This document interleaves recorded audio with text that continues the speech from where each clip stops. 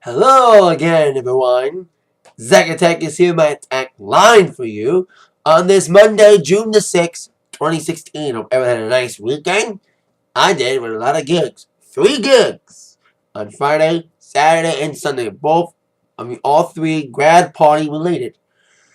Kick things off with my gig on Friday at Oxford for a special needs grad party for graduates of the Oxford Loft, put together by my good friend, Mr. Seiko, who I've known for over 20 years. She's one of my teachers when I was a kid. And she continues to let me do a lot of gigs for her family and her new school that she's worked for the last 5 or 6 years.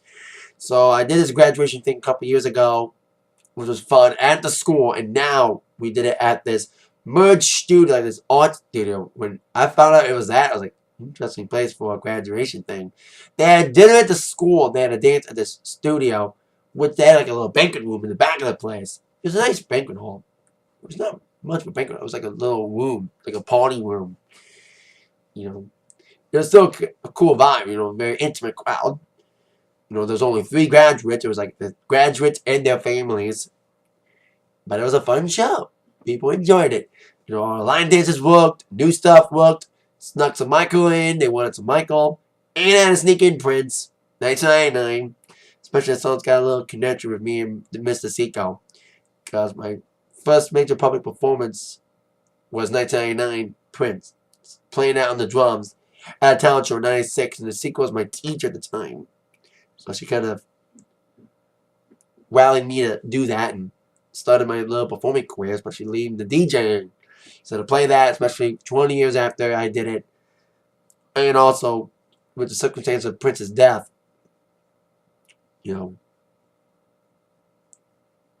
more symbolic. Sorry, I had to do that. So I had that gig on Friday, and 2 grad parties, 2 real grad parties for one person at houses. The first one was at Romeo for a girl named Ashley. I've known the family a little bit because they live in Stratford, very tight community because I've done a lot of shows in that subdivision. And the weather kind of affected the show. It was still a fun event. Despite the weather being stormy and rainy, we had a couple adults in the garage. But the thing was, the adults were in the garage, drinking and eating and talking a little bit. Some people were outside, but not much. But all the kids were in the basement, drinking. I shouldn't say anything because I don't want to get anybody in trouble. But there was some underage drinking at the grad party. And they wanted to be away from the adults, They didn't want the adults, watching them, spying on them with this activity. That's why I had it in the basement. They probably would have been outside if the rain didn't stop them. So we went towards the show, first hour and a half went fine, and the parents were like, the kids won't move. Because I was trying to play stuff for the kids to get them out there. So the garage was like, come on, kids, we want you out in the garage. But the garage light won't turn off, which they need to solve. If I come back there again, I need to turn the garage light off. Love them, but I have to give them a little advice. Like, the kids won't move. They want you to bring the party to them. So I did. For the last 2 hours, I played basically it turned into a high school dance in the basement. Basically, it was. A lot of gangster stuff. I played Whippin' Nene and Quad. And obviously, the big hits like Panda, Work, all the gangster stuff. Even some songs like the gangster song I never heard of from A$AP Ferg, and this German song they requested. It's kind of a weird song. Ich me a girl, ich me a girl. It's kind of a weird song they requested. It was weird, but it was interesting. Ich me a girl. It was in my head. Almost all weekend. So that decent grad party, fun grad party though, despite the circumstances that was dealt. We had a grad party yesterday in Mount Clemens. Weather didn't affect the show as bad as it did on Saturday. It only rained maybe an hour and a half. And the turnout was great. The weather was great. After 2:45, it was great weather after that. Started raining. I started playing at 1 at this house in Mount Clemens for a boy named Alex. The family saw me at a couple of gigs. And hey, we want you. Because they know people I know. Especially those that live in Stratford Connection. Because one of my guys I see a lot of my gigs, Bill French, was there, and it was a recommendation of him to use me that they used me last night. It was a fun show. Laid back and fair, but we had some dancing. Girls, there were some young girls there who wanted to dance a little bit. So we played Cha Cha Cupid, all them. Dana, and a couple new songs like Uptown, all that. But there was a lot of older folks. They told me on the phone when we talked, they wanted variety. They got the right guy. I play like old stuff, new stuff, play classic rock, play some country. And it was just a fun atmosphere. The cool setup. They had tents everywhere, especially for people just to stand underneath the tent so they want to get rained on. They had a cool setup with the catering with fire pit, Webs, that was cool. The house is cool too. And family's cool when they have a working jukebox with 45s. And they had some good ones too. They're also cool when that jukebox had The Streak from Ray Stevens. That mislabeled Cat Stevens. And even they had a John Mellencamp 45 that was mislabeled. It wasn't Mellencamp, it was Johnny Cash, but still, Long John. Some cool 45s in that jukebox that I played with during the show and after the show too. I can't help myself. I love jukeboxes with CDs or more importantly with 45s. So it was a fun weekend of grad parties. I have a lot of gigs this week. Tomorrow I got 5th grade lock-in for Hevel. Thursday, my final show of the school year, which is another 5th grade lock-in for Indian Hills. They got grad party on Friday, grad party Saturday. Negotiating shows with Westview Orchard right now for this weekend. They want me to kick off U-Pick strawberry season. So we're working on that right now. Depends on the time of the Saturday show and all that. So there you go. Now with the entertainment news for this weekend. Of course, I mentioned the Act Sports, the death of Muhammad Ali. Big pop culture figure in sports and all of pop culture in general. Talk a little about that on the Attack Sports. Now on the Atakline, your number ones. As expected, but not causing as much as anyone thought, was Teenage Mutant Ninja Turtles 2 Out of the Shadows. Despite loud promotion, including on WWE, because Sheamus is in it as one of the villains, Rocksteady, the movie only made $35 million in the first week. Kind of underwhelming.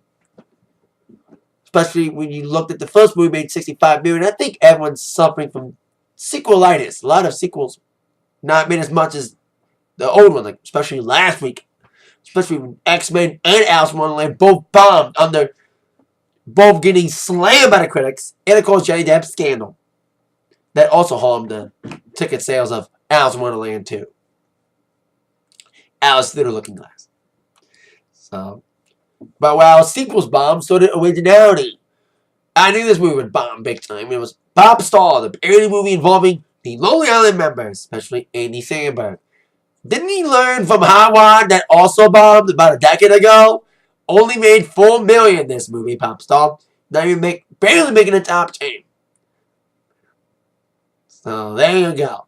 Okay, weekend of the box office. Also, Me Before You made more than expectations, making $18 million. Even beating Pop Star. I knew that. I made predictions. I was like, Teenage Mutant Ninja Turtles maybe like 45, 50. Me Before You, 30. Pop Star, 5.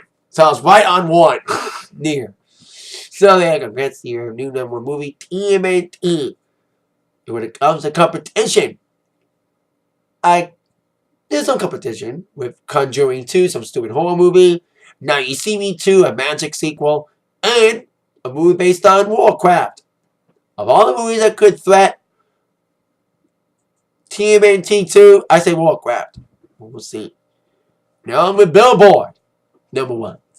Still number ones across the board, as Drake reigns supreme again on both the album and the singles charts. First, for the 5th consecutive week, Views from the 6th spends it atop of the Billboard chart. As I mentioned last week, it's the most weeks at number one for a male since Michael Bublé's Christmas album, which also led for 5 weeks in a row. But even with Drake dominating again on the album charts, 2 big debuts still debuted big. With Doug Bentley scoring his highest debut ever with his new album Black at number 2, and also Fifth Harmony leading at number 4 with their new album 727. Of course, Work From Home is in the top 10. The first major top 10 hit began at number 4. While Drake's song One Dance for a fourth non-consecutive week reigns on top of the Hot 100. While Pink's got her first top 10 single in 3 years with Just Like Fire. The only good thing to come out of Alice Through the Looking Glass was the song that came from the movie that's doing better than the movie. Landing in the top 10. That is Pink's first top 10 hit since, I would guess, since either, well, Just Give Me a Reason was our number 1. So it's his first big hit in a while. So congrats to Pink for that. And congrats to Drake for dominating both the singles and album charts again. Meanwhile, it was a tough weekend for New York festivals. Specifically, more importantly, the Governor's Ball. Rainy weather almost ruined the entire weekend, with only 2 days of the Governor's Ball happening, with the third day being rained out, which was yesterday. But raining didn't stop the Summer Jam from happening, despite the outdoor village being canceled outside the stadium. The main show still went on with a lot of guest appearances, including Fat Joe showing up and Kanye after his Governor's Ball got called off. A lot of people that were supposed to perform at Governor's Ball yesterday, including Puppets of Rage, Courtney Barnett, and Gary Clark Jr., all had to find replacement shows. While Gary Clark Jr. didn't play until today, a lot of people did play last night. Puppets of Rage played in Brooklyn, and so did Courtney Barnett. And also, Brooklyn Two-Door Cinema Club played a show. Vic Mensa, a lot of people were doing it for free. People were charging people. But then King Kanye's tried to make up a show. He tried to have a makeup show happen in New York at Webster Hall. And it in chaos as throngs of people surrounded the building, resulting in the show not happening at all because of the chaos outside for people waiting to get in. No one if Kanye would do any sort of makeup show for New York for this inconvenience. 2 inconveniences. A rained out show and a canceled makeup show because of chaos on the streets. So there you go. With the Governor's Ball situation.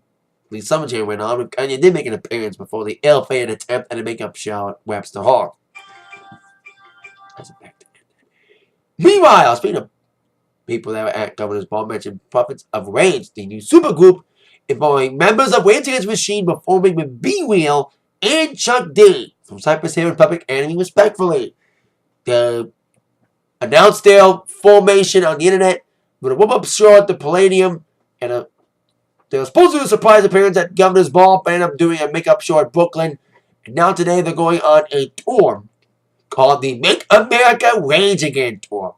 It'll probably begin on August 19th with a warm-up show happening on July 19th at a soon-to-be-determined venue in Cleveland as a protest show during the Republican National Convention.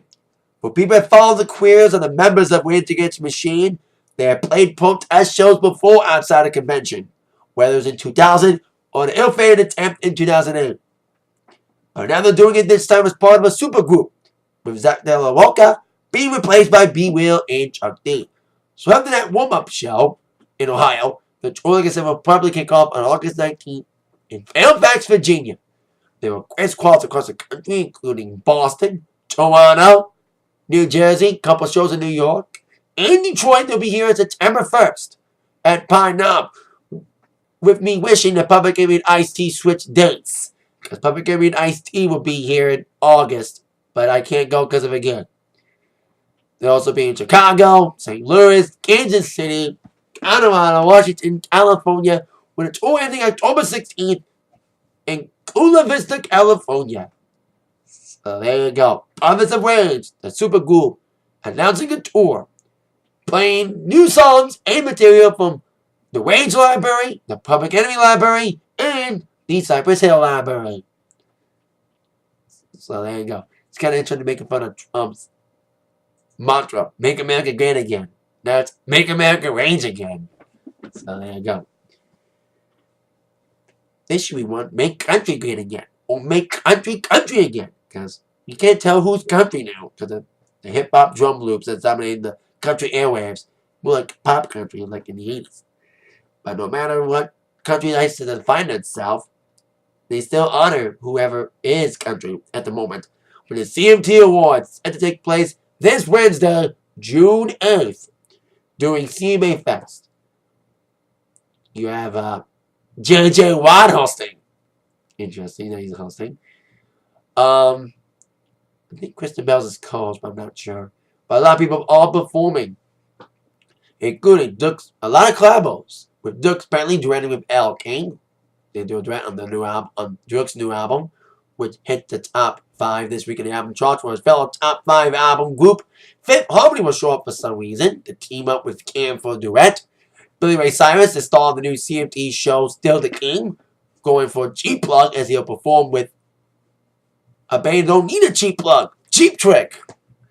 And also Blake Shelton to do a collabo with a country group, not a pop artist, the Oak Ridge Boys, and even though he's collaborating with both of his openers of the Whipcord Tour, Brett Eldridge and Maren Morris.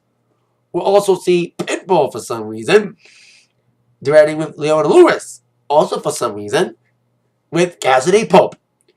While Karen would perform solo her new single, Church Bells, which she already performed at 2 previous award shows.